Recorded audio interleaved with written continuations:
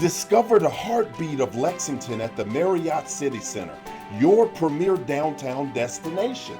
Let us handle all your meeting needs, whether you're planning a corporate gathering or a special celebration.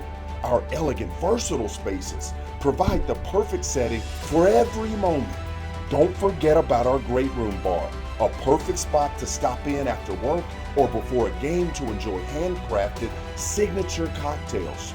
You don't need to be a hotel guest. Just relax and unwind, whether you're gearing up for the game or winding down afterward. Lexington Marriott City Center, your ultimate destination to stay, connect, and celebrate. Welcome back to another episode of the Letterwinner podcast. I'm Jarmon, all SEC defensive end. Back in the booth again this week with our guy, former UK QB1 Morgan Newton. Morgan, how are you this week? What's on your mind? Let it all out. Tell us how you're feeling. Jeremy, what's up? I'm doing good. We started celebrating my daughter's birthday. Her birthday's tomorrow, so that's been pretty exciting. Ole Miss game, got a chance to go and watch that with some very close friends. I'm excited to connect today and chat a little bit about some of the things we saw. Yeah, a lot happened in college football and on the NFL side this week. There's storyline after storyline. Some of the ones that jumped out at me, Newt, our guy Liam Cohen, off to a good start in Jacksonville. There's a lot of UK connections down there. It was good to see them possibly back on track. And one of my former teammates, Matt Prater, 41 years old, coming from the house, goes out, kicks a game winner this past Sunday to boost his team. SEC Nation giving UK and Ole Miss the shaft. They decided to go to Kansas instead of the only SEC matchup this past week, Morgan. Yeah. Vandy rallied to go on and rout the Virginia Tech Hokies this past week. But after they routed them, they cleaned up the locker room, made it look like they was never there. What are some things that stood out to you this past Saturday and Sunday? Yeah, those are some good ones. What about Florida? Times a little bit scary down in Gainesville. You and I talk about USF, Florida. It seems like it should look a certain way on paper, but there's a lot of proud USF players, fan base, coaches that had this game circled, and it was clear based on the result that they were able to prevail. So Billy, I think, is back on the hot seat, as hot as it's ever been. Just like that. As hot as it's ever been. So they're going to have to show some more life in a hurry. So that was a good one. I had my eyes on Bryce Underwood, Michigan, playing at Oklahoma. I'm excited about Bryce Underwood. I think he's going to have a long career.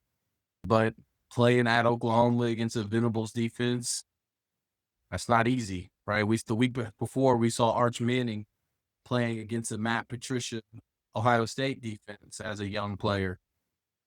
It's tough sledding on the road when you play in some of these venues. Ravens look unbelievable last night in a 40-41 game. So Lamar Jackson and company, but Josh Allen pulled it out, up down 15, came back and won. Did you see it? Did you check it out? I saw them extend that thing out, and I think like a lot of people, I got a little drowsy. The Ravens were rolling up there in Buffalo. On the road against the MVP, they were rolling. They just made some critical mistakes down the stretch, and Josh Allen prevailed. So that was a good one to see. Jeremy, we also got to see a few situations that looked toxic. The Dolphins played against my Colts and looked horrible. Did not see that coming. I checked the weather report in Gainesville after I saw that field go through the uprights, and I saw them snow flurries moving. It looked like the Night King about to breach that wall there in Gainesville. And it could very well be the start of winter, or USF could be in a position where they're about to go on a tear and put a lot of teams on upset alert. They look like a legitimate team. It was Martin Grammatica's son that made the final kick. So that's a name from my childhood. We used to have some tough games with Western Kentucky where they have really good players, a really good team, and they're fired up to play you. So you got to make sure that you're focused, or you can end up like how Florida's ended up, and they're questioning a lot of things this week. Another story that caught my eye was the Grambling Tigers going to Columbus this past week. And the head coach of Grambling, he had a little fun with the situation and made it very clear that he was very aware of what was going to happen when his team took the field, just the disparities between rosters and programs. But that didn't take away from the fan excitement surrounding having Grambling there. Obviously, an HBCU, a storied HBCU, known for being a cradle to the pros, as they like to call it. A lot of professional athletes extending back into the 40s that have come from Grambling. But one of the aspects of game day for them is that band.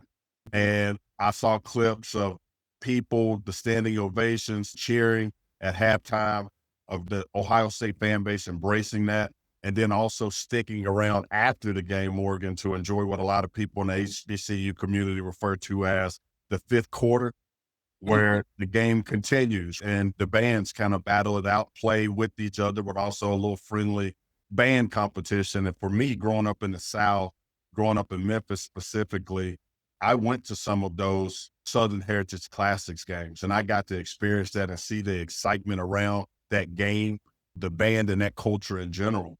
And those were unique and fun experiences that I got to have with my family. I think that those are moments that it's very refreshing to sit back and be able to enjoy matchups like that for all the right reasons, especially that extend beyond just the field.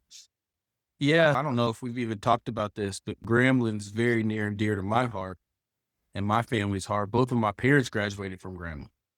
Oh, wow. So my mom went to Grambling in the 80s. My dad played at Grambling fullback with Doug Williams and that team in the 70s. Dad tells stories. I feel like Eddie Robinson indirectly raised me with all of the quotes and the things that my dad and his teammates and their friends. Dad went on to coach high school football. He sent some of his players to Grambling.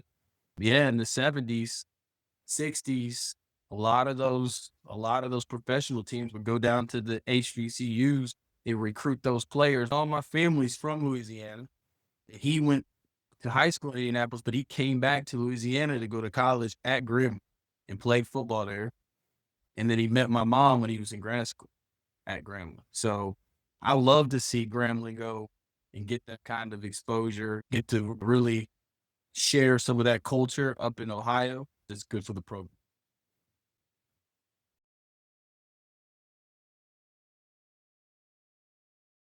You were a highly rated guy coming out of high school. What was your recruitment process like? How did you land in Lexington? Yeah, and that's a great question. I grew up playing every sport. I went to high school in Indianapolis up until I was a freshman. My dad always worked at a school up in Carmel, just north of Indianapolis. And finally, I switched over from my freshman year to my sophomore year. And when I got to Carmel, Jeremy, a little bit of a different type of schools, more geared towards football. And I played some my sophomore year. The senior quarterback got hurt part of the way through the year, played some. And I'll never forget, it was after the season. It was just a typical run-of-the-mill visit to go see my coach. And I go in there, and he's there talking to a coach from Indiana University. That coach, Coach Lynch, gave me my first offer, Jeremy. And when I got an offer, it was my sophomore year. I just told him, thank you. I walked down to see my dad, and Dad was like, congratulations, because I guess he had already talked to my coach. He's like, congratulations. And so I was sitting there, Jeremy, and I was like, congratulations for what? And then he finally explained to me that I was going to have my school paid for and all of these different things. I went on to have several more offers, but I got down to a point, this was in like 2007, 2008. I got a chance to see y'all, some big wins in 2007, got a chance to go. I was there at the Louisville game, the Stevie Got Loose game. I was there at the LSU. And at that time, I always say Kentucky football was ascending. It was on the upward trajectory. That was a big part of it. I always tell people, when I watched my first Kentucky game, I was really coming to watch Bobby Petrino and Louisville. I wasn't even really that interested in Kentucky per se. I got exposure to the Kentucky environment, the Kentucky home game experience. And if you talk to a lot of players around that time, they always talk about like that run in '07 and the excitement around those games and game day and all that kind of stuff. And I was down between Kentucky, Clemson, Florida. My grandpa was still alive at the time. We were a close-knit family. And so Kentucky's just 3 hours from home. So I knew I wanted to play in the SEC because I wanted to compete at the highest level. And I knew I wanted to be fairly close to home because I wanted my family to be able to come see us play. So it's just 3 hours. And then that's when I made the commitment. But yeah, I started out being recruited by Chuck Smith, Coach Smith, a legend, a Kentucky legend. And then fairly shortly after, it got picked up by Coach Joker and Coach Sanders. And Coach Brooks made a couple of visits too. It was a great experience. I'm glad I ended up in Kentucky, met some great friends, met my wife, and it's been history ever since. I remember overhearing Joker talking with their offense and letting those guys know that there were a couple things that they didn't cover up defensively, and we're going back to it. He was already setting it up in halftime dealing. Joker could deal with the best of them as an OC. He absolutely could. And when he hit Stevie, when they went back to it, it almost felt prophetic. We had good men that mentored us in that locker room. And when I hear you talk about a play like the Stevie got loose play, that's like the white rabbit that Alice followed down the rabbit hole. That was the adventure that you got a peek and you said, I'm going to go and experience this. The main storyline in our universe is that the Wildcats lost its first Hunger game to Lane Kiffin, the guy that we dubbed the Prince of Eye Candy, and his Ole Miss Rebels this past weekend, giving up 30 points to Ole Miss, a lot of missed tackles. I think Alex Afari, Devin Rayner, I think those guys have continued to build onto their game. They look light, but they're heavy though. Those guys, really aggressive, getting down into the lanes. I'm encouraged by what I've seen from these guys after the first SEC football game of the year. They just have to continue to get better. Up front, it was a little sporadic. At times, I think there were some guys doing really good things. Mark called out Khalil Saunders, stuff. Those guys, really good football games. I thought that there was some olaying going on defensively at times, guys skipping outside of blocks, not fitting up. Some concerns on my end with setting the edge. Not quite certain what they're asking the defensive ends to do on the line at times and what they're asking our corners and safeties to do there in the run fits. What are your thoughts overall about our defensive performance? I thought our defense played well enough to win. Depending on your defensive philosophy, you cost 2 turnovers. You put the team in a position to win the turnover battle. We got 10 points off of those turnovers, so it created short fields. At times, we got stops. I thought the defense played good enough to win. Maybe not the best defense, the best performance that we've seen from them, but good enough to win. I did not appreciate the late scratch in DJ Waller. I don't know if I missed something. I'm trying to go back now, look at some notes. But to get into game day and find out that he was not going to be participating in that game, that was a devastating blow to Brad White's defense. He didn't want to acknowledge that it was potentially a deciding factor. As a defense coordinator, you never want to say something that could potentially hurt the morale of that room. The loss of his veteran leadership, particularly out there, being able to tackle confidently in space. Yeah, it was a huge loss. He's a great player. And in a game like this, it doesn't take very much to change the tide in the game for it to go one direction or another, whether it's from a personnel point of view, like Waller, as you mentioned, or from a game management point of view. There's been some heavy scrutiny about how Mark managed the game. I'm curious, what were your thoughts at the end of the first half and how that was managed? I can remember Tennessee about 5 or 6 years ago. They got really good at throwing Hail Marys going in the half. And if memory serves me right, they may have executed one of those against us as well. I'd like to just see us get creative. I'd like to see a coach grab the roster and go down. Okay, here's the number, here's the position, here's the height column. Let's go overload. Let's go quads to the right. Give me, who's this guy? 6'3", 199 pounds. I'd like to see them put those guys out there and throw the ball up. I think we overthink this thing. I'm serious. I think we overthink this. Give me tall guys. Let me overload the side of the field and let me take a few shots down the field to some guys going down this roster that are 6'6", 6'7", and under 250 pounds. That's one of the biggest critiques I think a lot of football viewers have of teams is they want to see their team be ultra aggressive all the time. Always be aggressive, no matter what. Now, they don't usually get quite as aggressive if that becomes 3 quick passes, a punt, and a field goal going the other way. Or 3 quick passes, incompletions, clock stops, and it becomes a touchdown going the other way. Block kick, punt return going the other way. No one ever talks about that part of it. Very rarely do people bring up the situation of the game either, how the first half went, the fact that they're 30 points in a game at that particular point, who has the ball coming out of the second half. A lot of times I don't hear people talk about that when they judge certain decisions. My opinion, I could tell that they were going to slow play it on that particular drive and then surprise, break a, and then boom, all of a sudden you're in a position to do something. But I've also been on that side and you're backed up, right? You've got the ball at your own 30 and you're thinking 50 seconds left, don't have our full allotment of timeouts, get the ball at half. Maybe we hand this thing off and see what we can do. And if that sparks a drive, then that sparks a drive. But if you got a 50% efficiency passer, how excited are you about trying to get the ball down the field? I think it makes the first down that much more critical. And when I watch it, my perception is I think that Bush would like to see us be atypical on first down. I think he'd like to see us completing that first down pass at a 70% rate.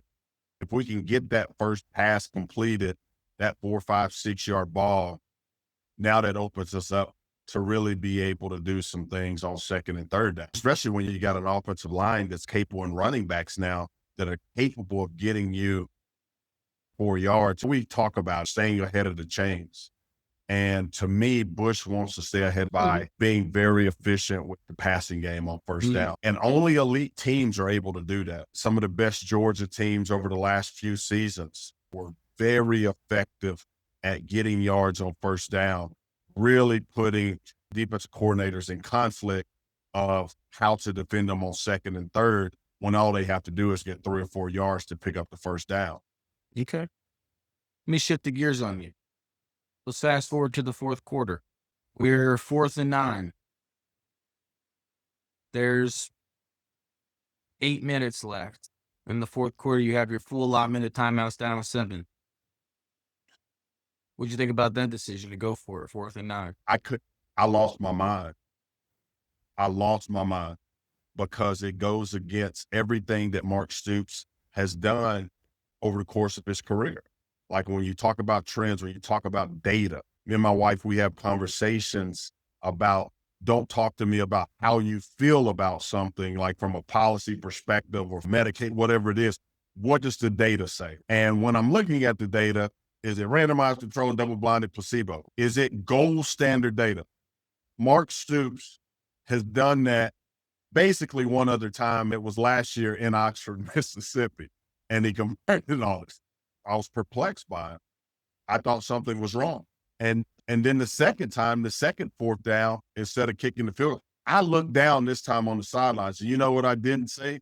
I couldn't see them nets on the sideline moving.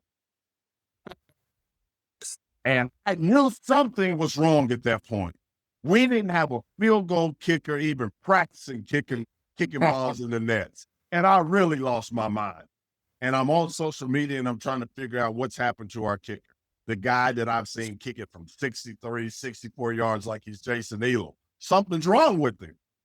I missed it. How did I miss our field goal kicker pulling the hamstring? How did I miss him leaving the field and going to get some snacks? How did I miss it? He's at the concession stand. Why is he out there kicking field goals?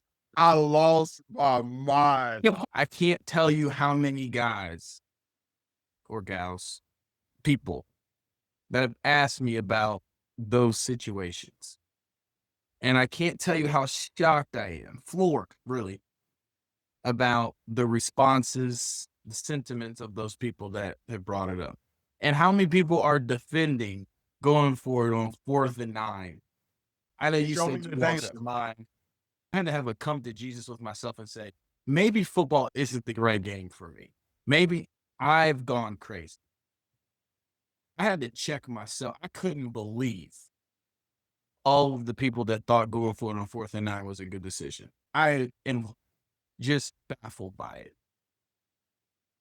With 3 timeouts, 8 minutes to go, you can score 3 points. You can get 3 points on the board. Jeremy, why does it, when people are trying to decide if it's time to go for it or not go for it, kick a field goal, take points, whatever, what is people's issue with points when it's the objective of the game?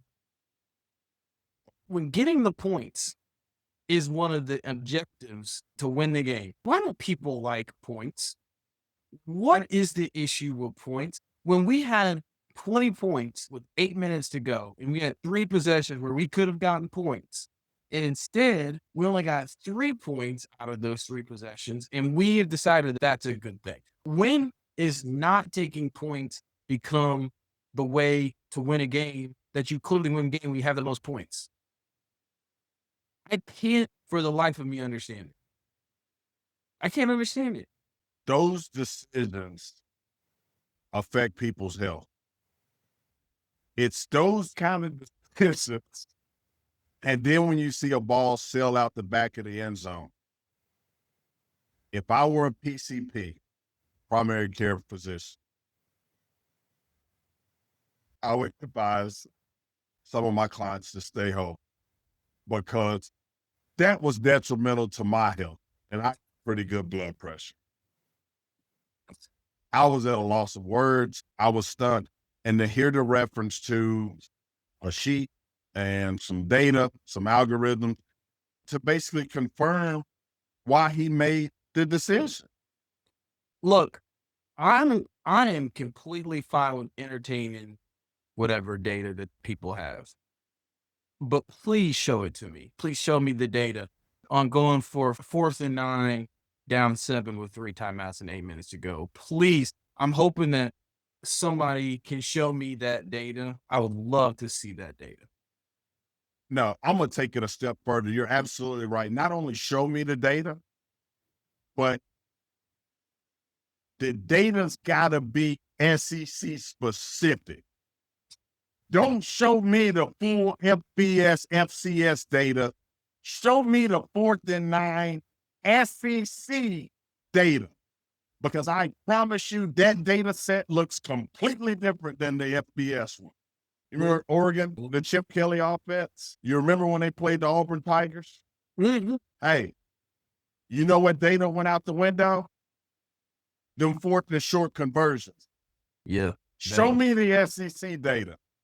Because I promise you it doesn't support going for it on 4th and 9. Show it to me for the SEC, please. That's what I really want to see. If we had a data scientist get some software and run 4th and 9 conversions in an SEC football game, what do you think the percentage is of conversions if you had to take a guess? I think probably on average, less than 15%. And I think you're being generous. And I feel like I'm being generous. I think it's less than 15%. It's probably significantly less than that, but I think it's less than 15%. I think they're going to try to calculate the reward versus the risk. A lot of people that think going for 4th and 9, it's like we're sitting in our parents' basement playing Madden. This was not a shootout. This is not the Big 12. We're not talking like this is Baker Mayfield versus Patrick Mahomes. We're talking about a game where 2 of the possessions came on short fields where they got 10 points for Kentucky. When it wasn't the 10 points, there was only, I think, 1 other touchdown in the game. So you feel real confident you were going to go down and score a touchdown? especially coming off 4th and 9, Jeremy. And this is another piece because I think people live in alternative realities. The play call. If you're down 27-23, you convert the field goal. So it was 27-20. If you're down 27-23, that is different than 27-20. That's not the same. I've heard people say, you still got to go score a touchdown. Wait a second. If you go score a touchdown, you win the game. I've never claimed to be the smartest person, but this stuff it's just not that hard.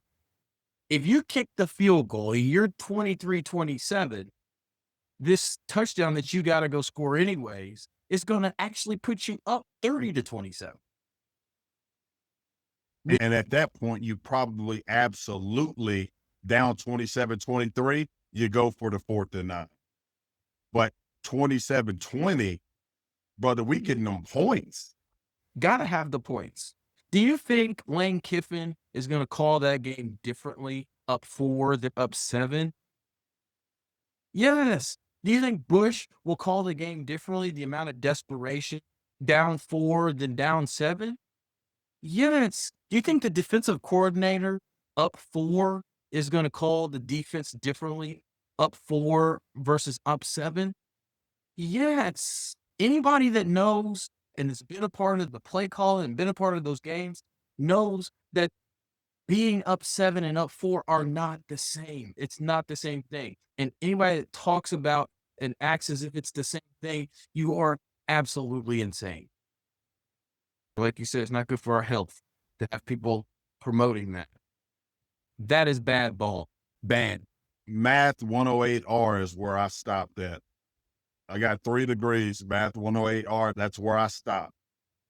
I can crunch them numbers. I can crunch them confidently. As the kids say, that math wasn't mathing. Saturday, it was not. And somebody's going to continue to have to ask that question. Let's just say we're up 27-23. I personally would have taken the field goal again after we got this stop that we were never going to get. Remember, because we needed to go for 4th and 9 because we didn't think we could get a stop. After we then got that stop, I personally go for the field goal again. Now, that one I think is more of a conversation. Correct. We could have that particular conversation. I think it's more of a conversation. Some people think maybe then you are at more of a risk of not getting the ball back. My personal opinion is that whoever it is calling that play on the other side has to make a decision if they're going to go try to win that game with their calls or if they're going to try to drain the timeouts. And so there's some gamesmanship there. And I think that's an argument. I look at the success of the offense on that particular day. I take the 3 points. And then the second time, I probably don't take the points to bring it within 1. I probably go for it. And that's just based on the fact that the offense hadn't been able to consistently string together drives. So it's basically boom or bust, all or nothing, going for it on this 4th and 9 to try to win the game, knowing that the defense might not be able to get the ball back in this scenario. Not against the Prince of Eye Candy. That one I entertained. It was 4th and 6 with 4 minutes to go, and we still had the timeouts. You can make it a 1-point game.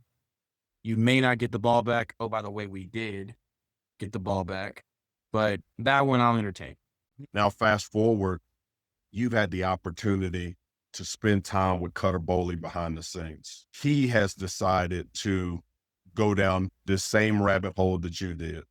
He's looking for an opportunity to control his fate, control his own destiny. He committed to Kentucky when Liam Cohen was still the offensive coordinator. And he decided to stay committed to the University of Kentucky.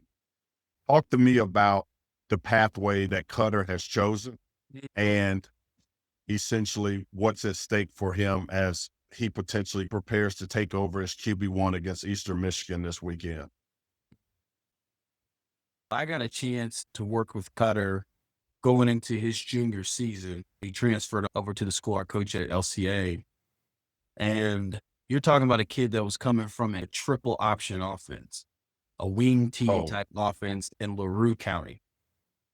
If you see any of his tape from LaRue County, there's some good players on the field. You're talking about a kid that's 6'4", He stuck out like a sore thumb. You can always see the high major guy on tape, and he was the high major guy, right? That was clear. And got some exposure to his family going into his junior season. And so when we brought him in, an immense amount of talent and ability. You could tell that from early on.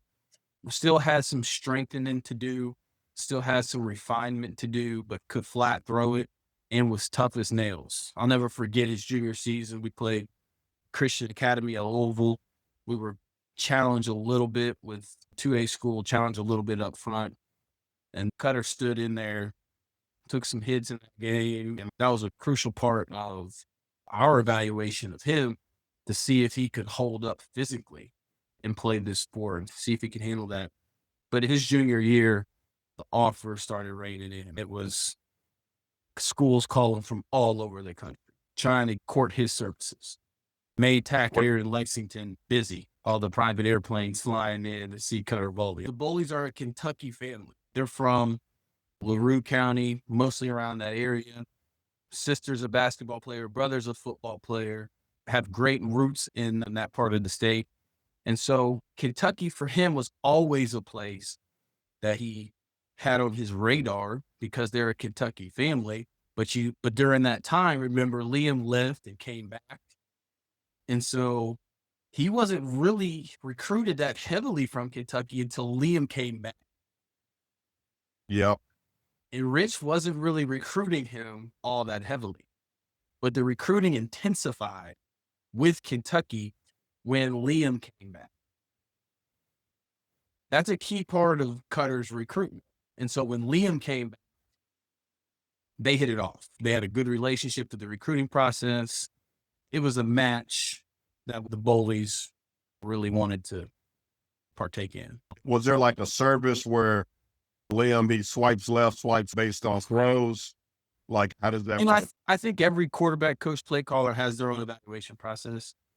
And I just think when you started to look at the tools that Cutter had at that time, he was continuing to mature into his body. And I think Liam just saw his tape and realized that this kid's got a lot of tools and a lot of potential and was still growing. Big physical kid, big hands, all of that great stuff, and moved really well. Bush likes to run the quarterback. Cutter can run, but maybe that's not his number one attribute. So there were some concerns about the fit, and there still might be. I don't know. But Cutter quickly got aligned to Bush, started learning his system, and I think they started to build a good relationship also. Do you think Cutter's the one? The one what? I mean, what's that question mean? What is the one? I've heard about the one since this season started. It sounds like a dating show, like this is The Bachelorette or something. What is the one? What is that supposed to even mean? Is he the next great Kentucky quarterback? Who was the last great Kentucky quarterback? Dre? Levis? Him? Jared? I don't know. I've heard people talk about this the last week or two. And I don't even know. I've heard the one. I've heard the guy, quote unquote, the guy. Who's the guy? Who the great Kentucky quarterback? Is it Freddie Maggard? Is it Bill Ridsdale? Pookie Jones? I'm a big believer in fate and destiny. The type of things that I watched as a kid, as a teenager, I feel are responsible for programming me for believing the way that I believe. Shows like The X-Files teach me that the best way to predict the future is to create it. Sitting with my grandmother down on Andy Street in South Memphis as a child, teaching me how to be careful with your words because you have the power to manifest things and bring them to reality when used incorrectly. Movies like The Matrix, which I think is just a level of genius. And when I say the one, I mean it in the sense that all of those guys that you just mentioned, at some point they were the one. Every one of them. And you left a few guys out. And I truly believe that it's all about timing. And I think that it's about having the right mentor. Who is Daniel's son if Mr. Miyagi, something happens to him before his first tournament? I don't know. We had a pretty good idea quickly that Liam was a really good offensive coordinator. Now we look at his ascent, and I look at Liam, and I know that he has a bright future. And I trust his recruitment process. I look at Cutter, and I see a young man who's got a tremendous opportunity. He's got a great support system around him. He's got a new offensive coordinator who may not have recruited him. But with that being said, he still has the opportunity nonetheless. And he has the tools. What I saw against the Texas Longhorns last year, it was incredible. There's some things that happen where you're just like, how did he do that? Everybody can't have a half of football the way that he has. So when I say, is he the one, I'm saying, can he do this consistently? You and I, we talked in week 1 about how Cutter was potentially more of a slugger than a starting pitcher. I'm asking you, Morgan, and is what is Cutter capable of? Is the timing right? And is he ready to ascend into this position as QB1? And is his mindset that this is my birthright? I'm focused. I understand the offense. I understand what Coach Hamden, Coach Stoops, what they're asking me to do. And I'm not giving his spot back. Is he the one? Is he QB1? In my opinion, yes. We haven't had a quarterback here in a long time with the combination of physical tools, pedigree that Cutter has. It's been a long time. Will Levis had an immense amount of physical tools and a ton. Rocket arm, big, strong kid, very physical. Cutter is of that echelon, of that pedigree from a tools perspective. But Jeremy, as playing the quarterback position in the SEC, specifically for a school like Kentucky, where your running backs, your offensive line, your receivers are very unlikely to be more talented than the guys on the other side. It happens, certainly, but week in and week out, when they go on this stretch after Eastern Michigan, they got to go to South Carolina, to Georgia, home against Texas, home against Tennessee. In those 4 games, there's a good chance they're going to be outmanned in all 4. Certainly going to be underdogs in all 4. And as the quarterback of the University of Kentucky, you got to be able to lead a team and instill belief in a team on sending them out to battlefield. You probably are outmanned to some degree. And you've got to have that amount of confidence in who you are as a player, what your coaches are calling, and who you have around you from a teammate perspective, and empowering those guys to perform and play well. The intangibles, Cutter's got the intangibles too. I'm sure he's one of the more well-liked, well-respected, admired players on that football team. And we mentioned it in prior weeks. I think the players around him knew that this day was coming. And it was probably not going to be long before this day came. There's a lot of reasons why, and we've talked about it, we've hashed some of this stuff out. There's a lot of reasons why you might give a Zach Calzada kind of the first swing at the pinata, right? There's a lot of reasons why you might do that. But even Coach Stoops has mentioned that Cutter is the future of the program. It's time to allow him to get the lion's share of those reps with the first team on a consistent basis. It's time to put our eggs in the Cutter Boley basket fully and commit to him. It's time, because it's going to take time. And he's going to take reps for him to be the quarterback that we all hope and wish that he could be. What message do you have for him going into this game? Yeah, I haven't talked to Cutter about this game specifically. We text back and forth. But the message I would have for him is the same message I would have really for any young quarterback. It is your team, your offense. And that is on the field, but that's also off the field. When you walk in to and from class, when you're in the facility, you've got to spend time with Bush this week, and they've got to come together and they've got to identify what are the best plays for this offense to be successful, but ultimately that he's comfortable with for him to run on Saturday. That is critical. Be having that alignment with Bush and making sure he understands what plays you're comfortable with so that when you go out there on Saturday, you can play fast and you can be decisive back. That's going to be critical for him. Stoops made it very clear that he thought that there was delays with getting the ball out and that some of these windows closed up. What did you see from Zach Calzada this past weekend? Jeremy, I saw a missed opportunity if you're going to have a successful season. You get a team at home that you are as good as, and you let them off the hook. You let a Lane Kiffin Ole Miss team get out of town, and they're not really better than you. I know a lot of people thought they were going into the game, but if you watch the game, those teams were even teams on the field. What was your perspective? It was Groundhog's Day. I feel like I misled our listeners. Remember what I said last week? I said that if Austin Simmons throws 2 to us in the first quarter, the game's going to be over.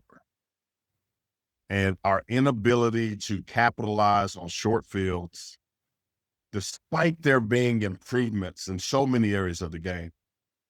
You look at the running back room, man, I think both of those guys are pros. No doubt. Jay Boulware is a special running back coach. And I remember watching week over week the improvements that Ray Davis was making. And the jump that these two guys took from week 1 to week 2 was tremendous. The cutback lanes we talked about, I'd like to see the guys be more patient. We saw that this past week. I saw linemen getting out in space. The year-over-year is improvement. If this was a stock portfolio, I'd be very happy with this return on investment. It's noticeable. The screen game last season, it was non-existent. The linemen, some of these guys overate last season. They were stiff. They were slower. They weren't able to get out in space and make a difference. This year, these guys, I'm serious, man. These guys, they move, they get out there, they get up to the second level. And we saw that.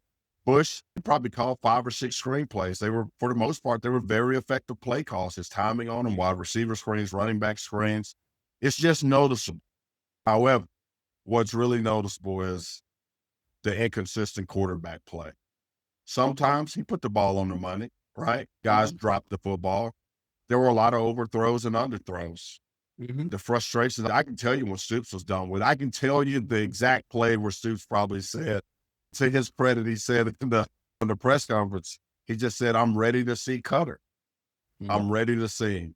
And it probably came on the 4th and 9 when you sail the ball out the end zone and you give nobody a chance to catch it. Maybe there was too many plays that were added going into the Ole Miss game. Maybe they asked him to do too much because he's a 7th-year guy. I don't know. I'm not in that locker room. You saw the facial expressions. I saw a guy that looked confused at times, perturbed, like maybe he didn't understand some of the play calls that were being signaled in. Maybe there were some technological issues. I heard that as well. Whatever it was, the primary plan, there were some issues with it.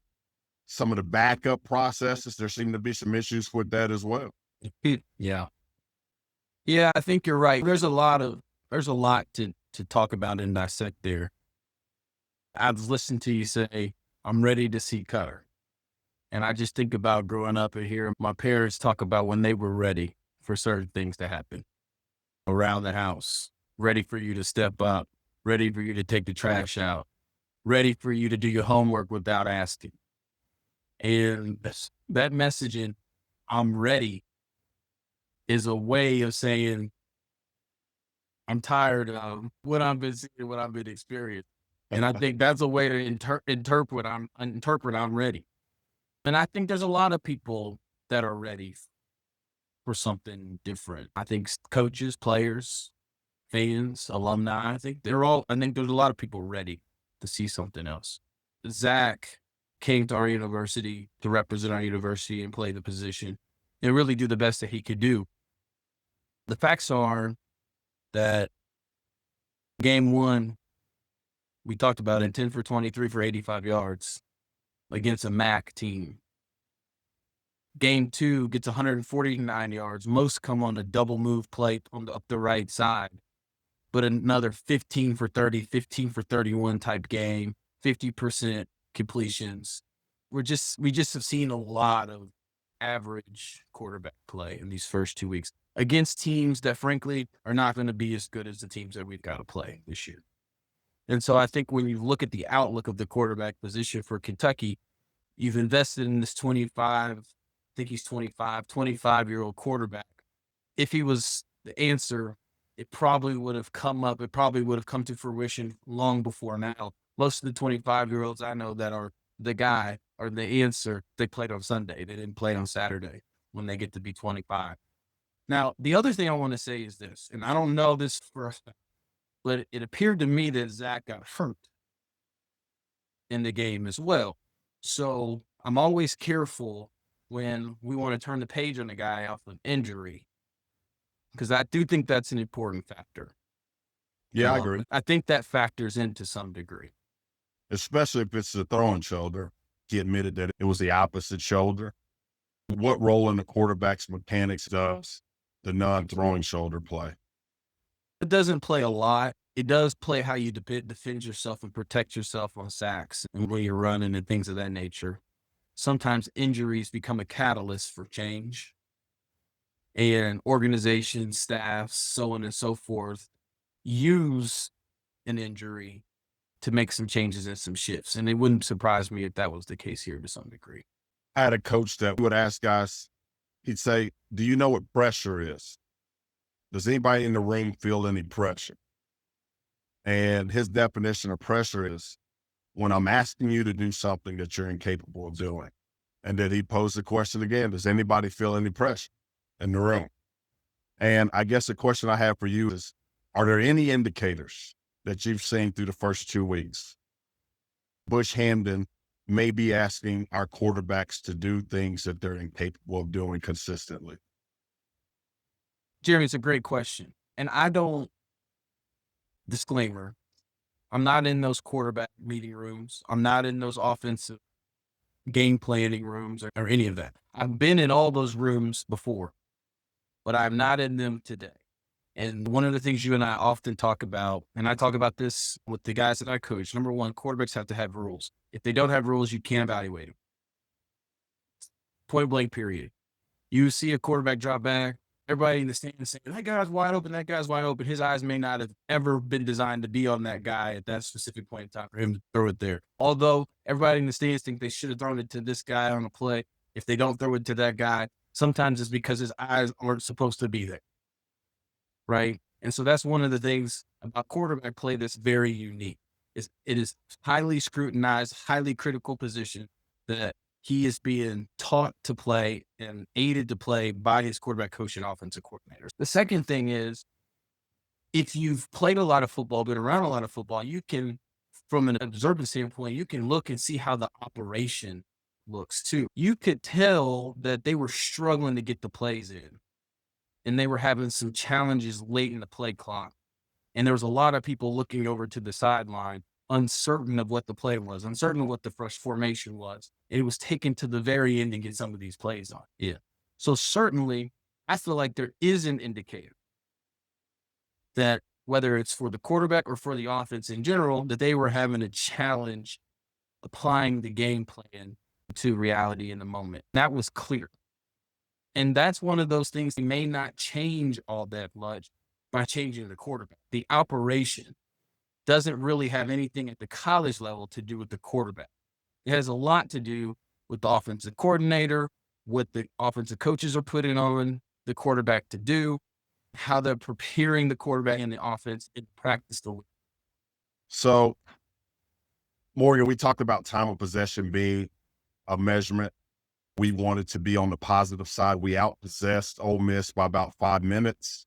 You look at the first downs, Ole Miss with 20 overall, Kentucky with 18. Looks like our running backs, McGowan and Dowdell, 150 yards on the ground between those guys. Seth McGowan with 93 of those yards. Look at the passing. Zach Calzada, 15 for 30, 149 yards and 2 sacks. Cutter Boley, 1 for 3, I believe 38 yards and a sack. Kendrick Law targeted 7 times. Looked like he had about 6 grabs, 44 yards. Macklin, 2 catches, 56 yards. Charlie Gilmore, 2 catches, 54 yards. What's your assessment on the passing game this past weekend? The passing game was inefficient anytime with fairly benign conditions field turf at home, and you're combined 16 for 33, a little less than 50% efficiency. It was just an inefficient pass game. And I think that was clear. 187 yards total. All of the yards that Cutter contributed on that, on one of his 3 passes, was to Hardly Gilmore over the middle for a long play, a big chunk play up the sideline. We discussed that and talked about that. That was a key differentiator in the game in 2024 at Ole Miss. It was the time possession battle was something that was won by Kentucky this year. The turnover battle was another notch in Kentucky's belt. 2 turnovers to 0. That was huge. That was a big part of the game in the first half and what enabled us to get to a 10-0 lead. They ended up winning the rushing battle. They had more rush attempts by 11, but it was a very effective rush game for Kentucky for 4.6 yards a carry, which is excellent in this league. Overall, it was a good game statistically. There were no major outliers. Ole Miss was very efficient in the red zone. They were 5 for 5 in the red zone to get points. And so I think that's one area where there's some opportunity for the Kentucky defense to cause a little bit more resistance in the red zone when the team gets down there.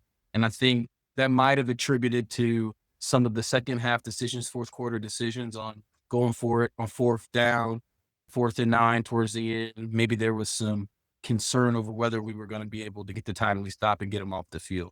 So something to keep in mind going forward. How does the Kentucky defense manage when the team gets down there in their red zone? Is there an algorithm to playing quarterback? Like logic games, if this, then this? If so, what percentage of it would you say is understanding the algorithm versus just natural intuition? And I laugh because you and I, we were raised by some of the same people from a college football standpoint. And I can tell you that based on some of the conversations and interactions I've had with present day quarterbacks, less and less is asked for them to manage in the game. That is a fact. I hate to be we walk the school uphill both ways type of a guy, but at least in my era, back in my day, we were tasked with managing more. And I'm sure those before me were tasked with managing more than even I was tasked to manage when I was at Kentucky from a quarterback's perspective. But Coach Brooks, Coach Sanders, they would always talk about some of the keys of playing the position and managing the game, specifically certain parts of the field. What do you do when you're backed up and the ball's on the one and you're backed up? What are your goals and your plans? What is your role? What do you do as a quarterback when you're going down and you potentially have an opportunity to get 3 points? How do you manage the game? Where can you take a sack? Where can you not take a sack? How to manage a 2-minute drive at the end of the half or at the end of the game? How to lead a 4-minute drive when you're winning and you're trying to run the clock out? There's a lot of situations like that we were tasked and asked to manage. That was a part of playing the quarterback position that I'm not certain these guys are asked to manage. A lot more check with me. Sounds like they've got some audio aids and devices in the quarterback's ear in this day and age. And so you said algorithm. I know if there is a specific algorithm. I definitely don't want to prop myself up or any other quarterback more than we probably should. But I do think there's some nuance to playing the position that has changed over time. I've heard a lot of stories over the last few years. I think we've all heard the stories about basketball player in the gym and he doesn't miss in practice. He had 40 in a row. We hear the stories of the quarterbacks who great week of practice. How important is it to have a perfect practice as a quarterback? It depends. There you go. Consulting answers. It depends. When you're young and you're having your first starts and you're really just learning, I would argue it's very important that you are imperfect in practice, that you fail early, often, you ask a ton of questions, you make mistakes, you try things. I would say it is critical to be imperfect in practice when you're just getting started and you're young, because one, you need to be coached. It's so important as a young quarterback that you're coached, and as a young player that you're coached and coached hard too. You need to see your mistakes. You need to make them in person. You also need to see them on tape. You need to get a ton of reps. And you need to sometimes learn that, hey, I can't fit that ball in there.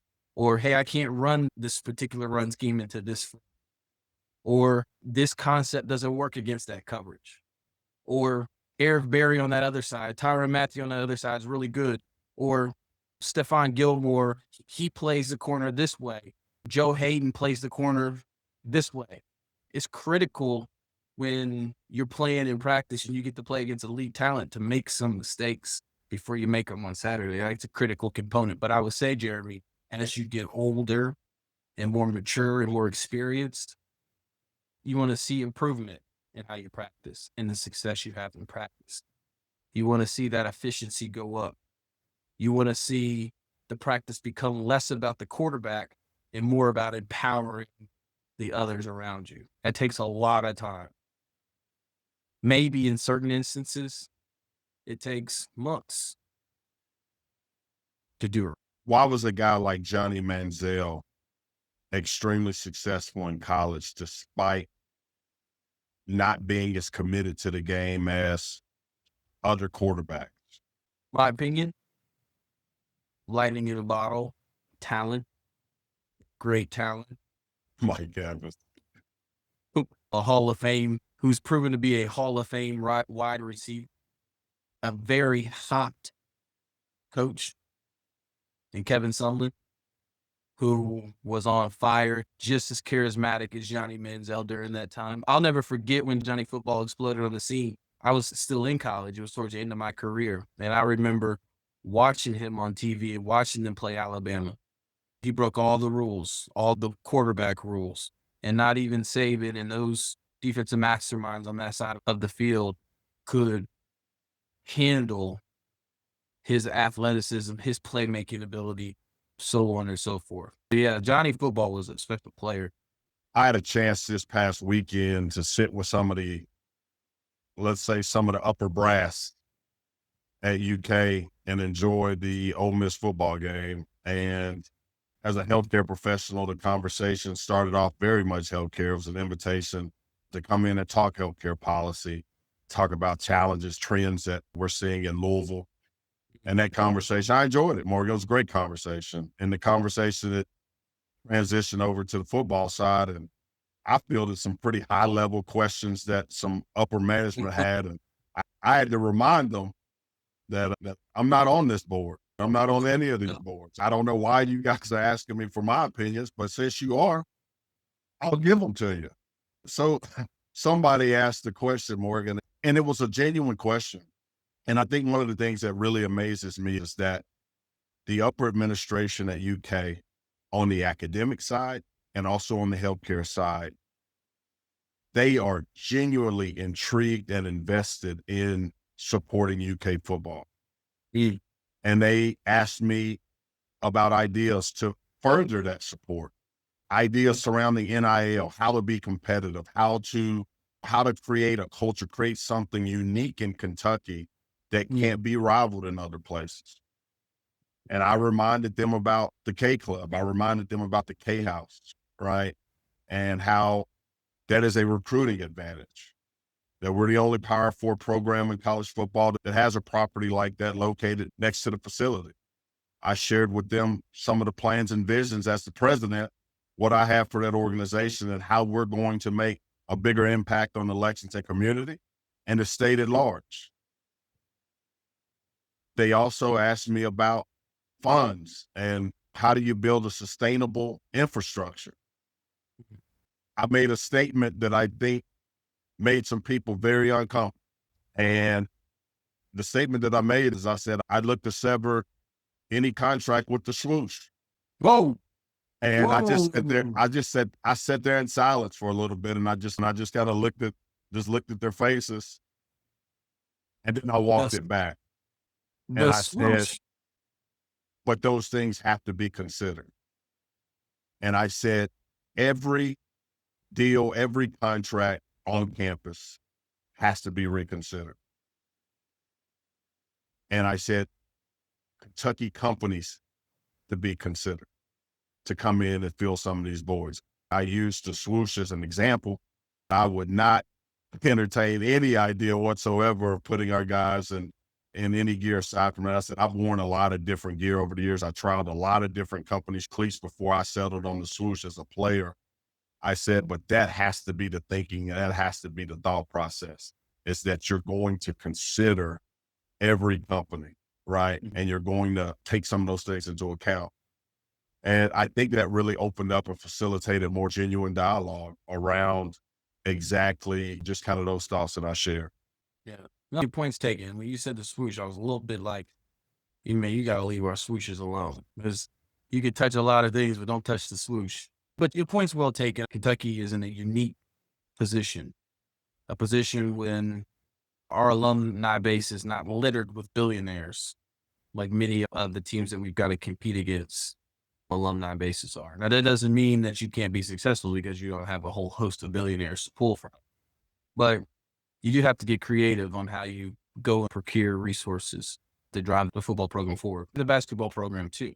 I think most people that are aligned to the university understand the importance of having a successful and high functioning football program to even when you get some timely releases of basketball practice footage that stirs up some of the fan base in early September. We'll save that for another discussion. But look, there's no doubt the way we've always functioned as a university has to be different going forward. And there's plenty of people that are having those conversations, leading those conversations.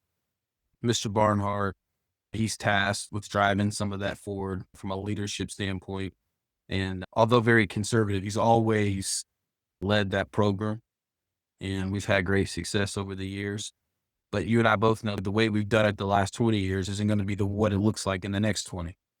And it's interesting that sparked the attention of, as you would say, you called it the upper brass. And I'm glad that people in those high places are considering what the future of the program is going to look like. I agree. It was refreshing. Brad White's defense was without cornerback DJ Waller, who has been a stalwart at one of the corner positions and has done a really good job, Morgan, in his time with UK with open field tackling, with being a forced corner as well. And it looked like we struggled at times just being able to wrap up and bring the Ole Miss receivers and running backs to the ground. Yeah, it's never a good thing when a safety is one of your leading tacklers. Ty Bryant had a big game. Well, I think probably one of the best games of his career, but probably not ideal for him to have 10 tackles, or Jordan Lovett being part of 9 tackles. Ty Lexington product, Frederick Douglass. Great player, better kid, better family. Yeah, Ty, that was one of his 2 picks on the day. Really good job, Morgan, with him. Just some spatial awareness.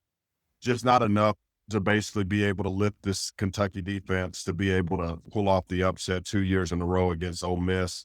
I'll tell you another aspect as well is our linebackers. I think they did a really good job filling at times. There's definitely some concerns with setting the edge.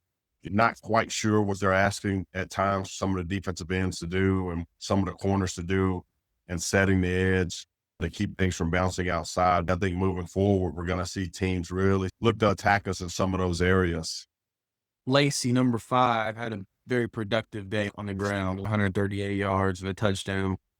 So that's concerning. This Brad White team, especially with the zone coverage that we play, really needs to be good at stopping the run. I think that's very critical to the success of the team. They're going to probably be working on run fits this week and ensuring that they've got that accounted for. It's not something that we were expecting going into this game, but they were highly successful on the run, and they've got to get that patched up going into future games. Ole Miss defense seemed to put a lot of pressure on our linebackers and safeties and corners to be able to tackle out in space. Ultimately, Morgan, about 125 yards of yak for these Ole Miss pass catchers. What do you think we look to focus on against Eastern Michigan? Eastern Michigan is a team that is not one of the more highly ranked teams on our schedule. I think this is a game where you focus on execution. You focus on the operation. You create more specific goals rather than just winning the game.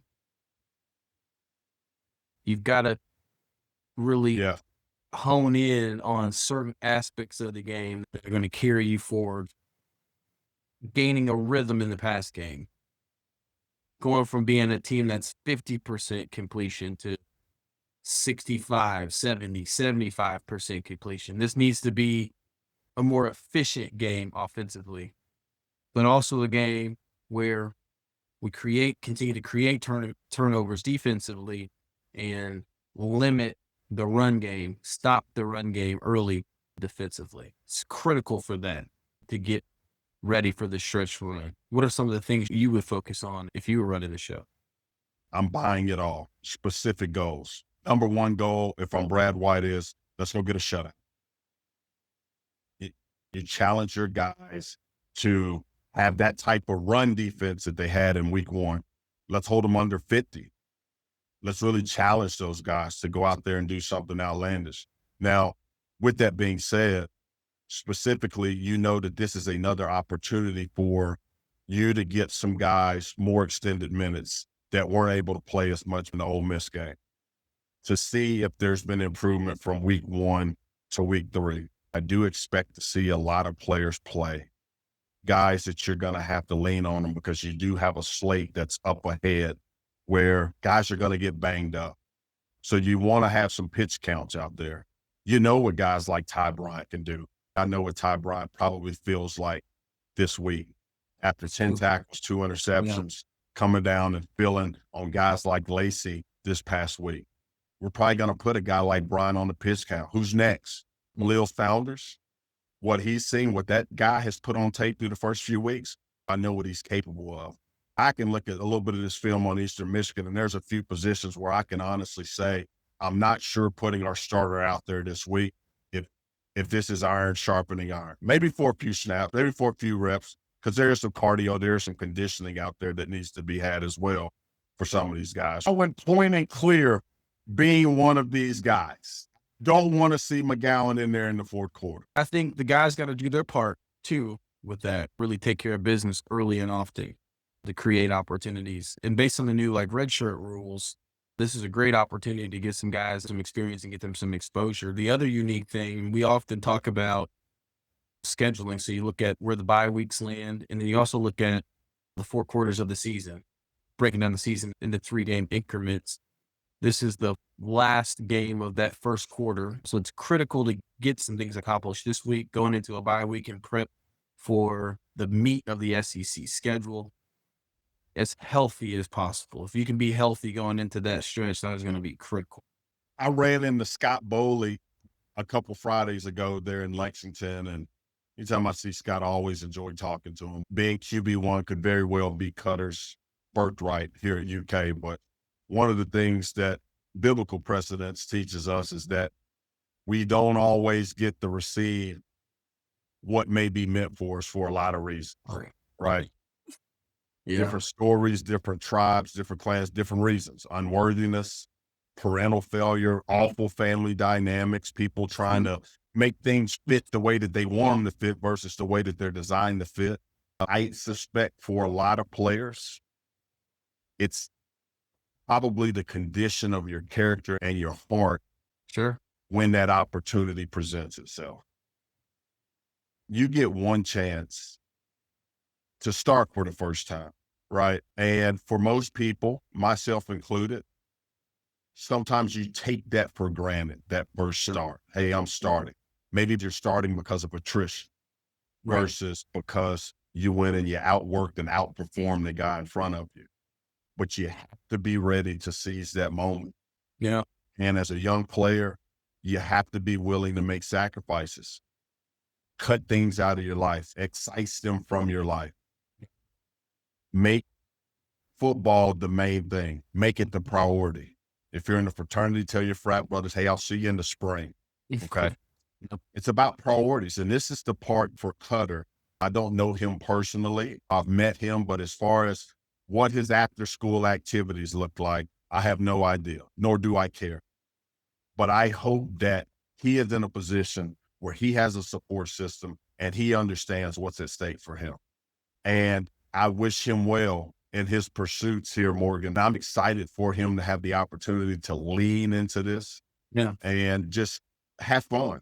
When I look back at that Texas game, he seemed like a young kid that was just living his dream. He was having fun. He went out there. He was playing loose, throwing the ball around.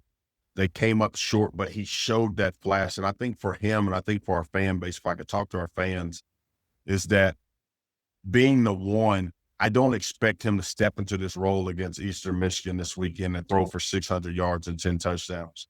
But I do want to see some of those wild plays. I think that's what our fan base, what they need more than anything. They need something palpable. They need something that they can touch, that they can look forward to going into this bye week, to know that we got a guy that is going to give us a chance. We know that success, we know that it's not a vertical line. It's not that for anybody. But show us some of those spikes, show us some of those peaks, and let us hold on to some of those things. I think what you're saying makes sense. I remember the week when I was prepared for a first start, when I was a freshman, when I came into that season, fully expecting to be redshirted. As a matter of fact, that was what was communicated to me. It was me and Ryan Mosikowski that came in that year. We both had full expectations that we were going to be redshirting that year. Yeah. Okay. I'm trying to think where we let off. I might need to do some editing here. But when I think back to my first start at UK, and when you become the quarterback that is the starter, you not only have to beat out Calzada, but you've also got to beat out all the guys in the room. And there's a lot of competition that happens on these campuses and these high major programs to be that quarterback. We had 5 guys in the quarterback room when I was a freshman. And then there were some people that had opinions on who should play and who shouldn't play. With Cutter, I think that there's a parallel there that people have opinions if it should be Calzada, or if it should be Cutter, or whatever else. And Jeremy, too, it takes a little bit of good fortune, good timing, the stars aligning, the situation working itself out. One of the things in conversations I've had with friends and colleagues leading up to this conversation we're having today is patience. Is the fan base going to have patience with Cutter and with this offense? Patient to allow Cutter to work through maybe some turnovers at times, or to work through really driving the ball down the field rather than taking the small and short stuff. I think most people thought Cutter was likely going to be the starter going into this season. Then they go out and get a quarterback in Calzada, and that guy is senior and probably requires some investment. So my point is, a lot of the stars have to align in order for a guy like Cutter to emerge and be successful. And I think this week is the first step.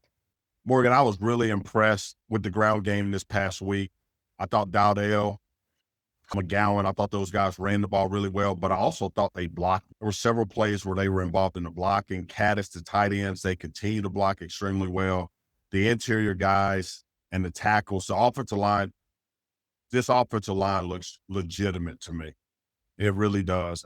We talked about Ty Bryant getting ready to take a jump. Out the gate, what we talked about it, and a lot of it stemming from Mark and this staff going out and bringing in some really good GAs, some really good assistant coaches. We're seeing guys, especially at that safety position with Ty Bryant, playing the best football that they've played in their career.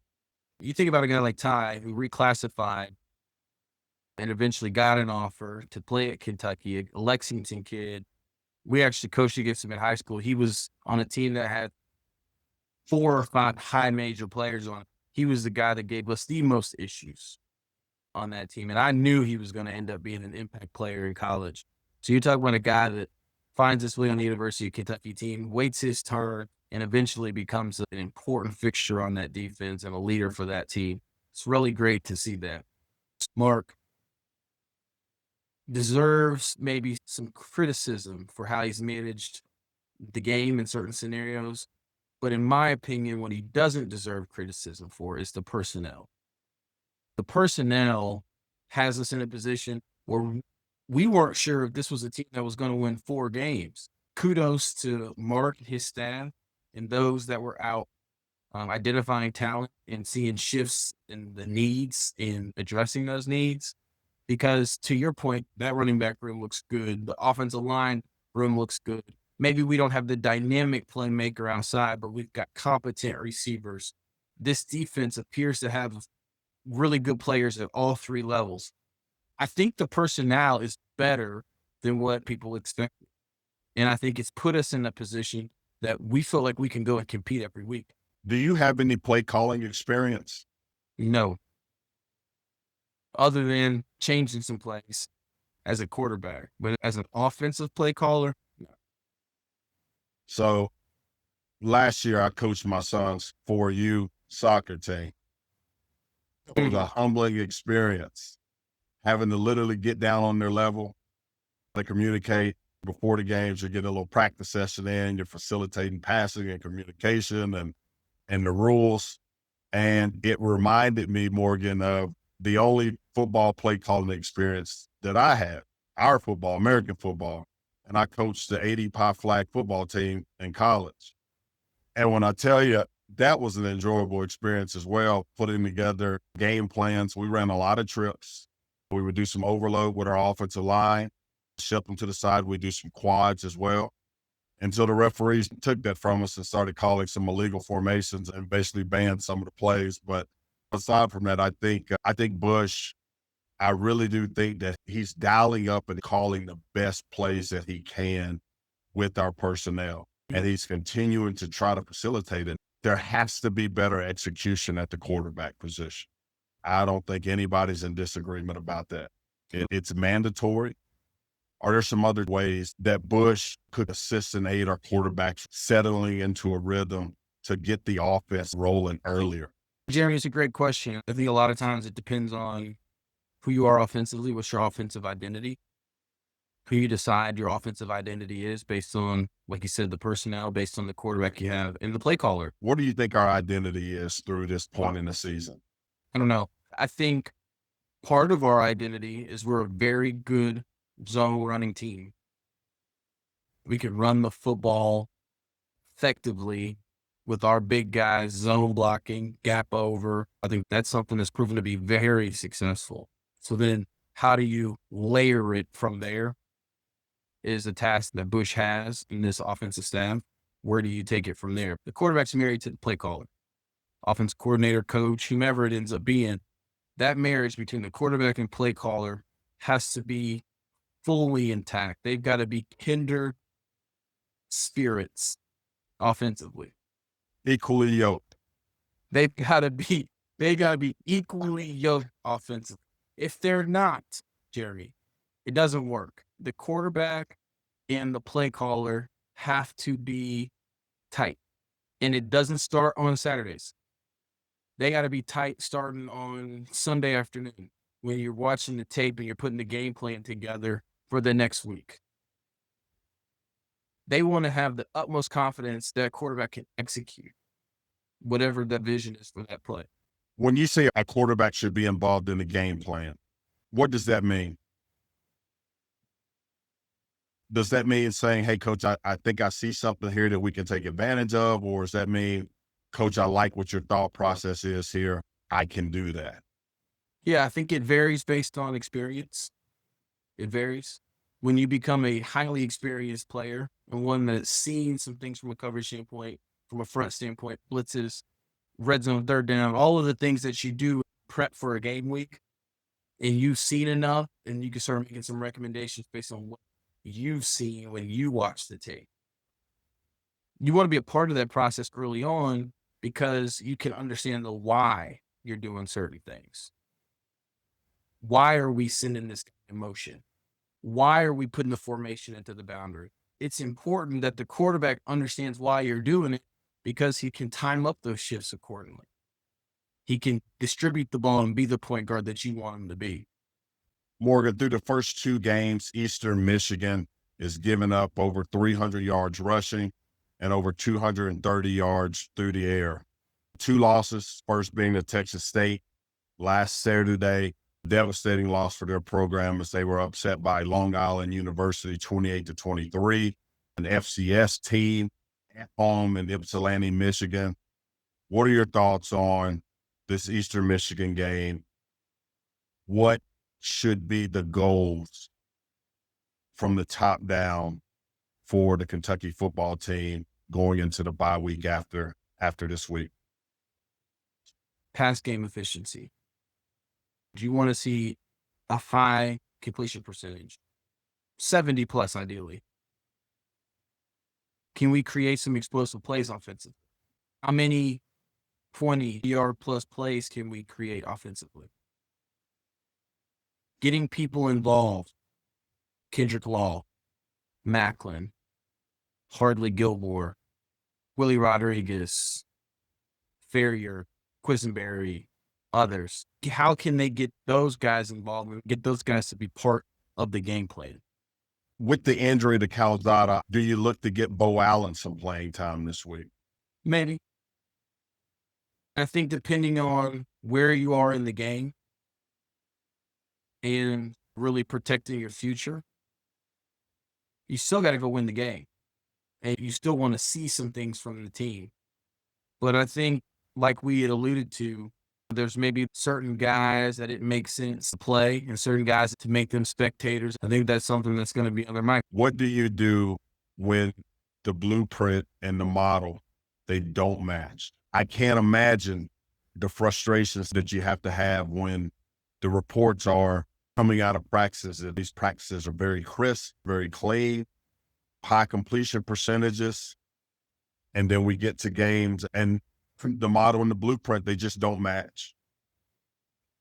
Jeremy, I think you got to evaluate what you're getting out of what your practice setup is. Sometimes you can be really efficient in practice, but you're going against a scout team and those guys are barely moving on that other side of the ball. There's some things like that happen. And it's best to ramp it up with a little more best on best, 1-on-1s, 7-on-7, inside runs, team pass, team run, all of those different things.